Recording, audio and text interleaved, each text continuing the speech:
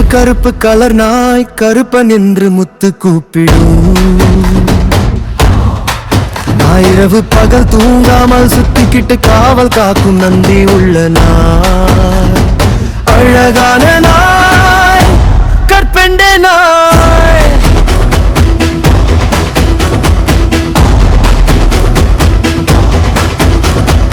இரண்டு காலில் நிவாரண நின்று என்னை போல நிம்பு நின்று